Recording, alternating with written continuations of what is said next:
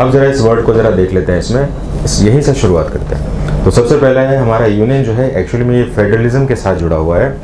Federalism हमने लिया है कनाडा से, लेकिन कनाडा से जो हमने फेडरलिज्म लिया था तो कॉन्स्टिट्यूशन मेकर जो थे, जो कि फाइनलाइज करने वाले थे, जिसको हम कहते हैं ड्राफ्टिंग कमेटी के चेयरमैन डॉक्टर भीमराव अम्बेडकर, उनका ऐसा विचार था इसमें कि ये फेडरल स्ट्रक्चर जो होगा वो इंडिया के लिए सही नहीं होगा। और उन्होंने जो अपने विचार दिए थे वो विचार थे इसमें कि भारत में फेडरलिज्म में राज्यों की बराबर की भागीदारी होगी तो राज्य जो है आने वाले समय में खुद को एक्सीड कर सकते हैं, डिसीड कर सकते हैं, अपने आप को भारत से अलग कर सकते हैं, क्योंकि स्वतंत्रता और अधिकार बराबर हो जाएंगे इसमें।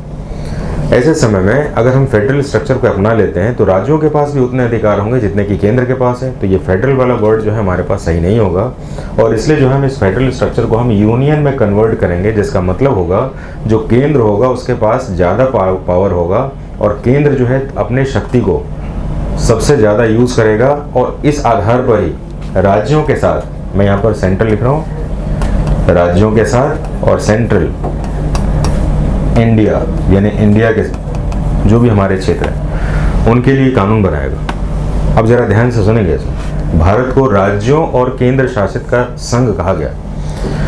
तो भारत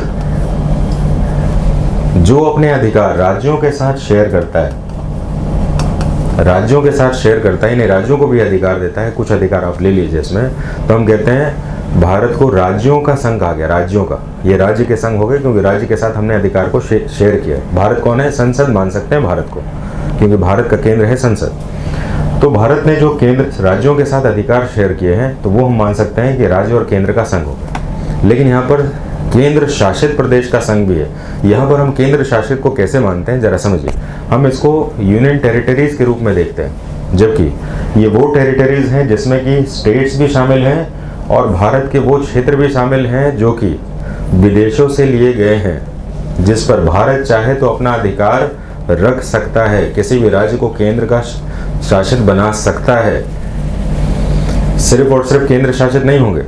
सबसे पहला होगा भारत का सरकार जो होगा, ये पार्लियामेंट जो होगा, जो अपने अधिकारों को राज्य के साथ शेयर करता होगा, तो राज्य और केंद्र का संघ हो गया। लेकिन हम कहेंगे कि भारत राज्यों और केंद्र शासित का संघ है, तो राज्यों का संघ हो गया, राज्य के बराबर अधिकार। लेकिन जब हम केंद्र के द्वारा शासित बोलते हैं तो केंद्र शासित प्रदेश टेरिटरीज नहीं है, यूटीज वाली बात नहीं कर रहे हैं। केंद्र के द्वारा शासित वो क्षेत्र होंगे जो भारत का संसद चाहेगा।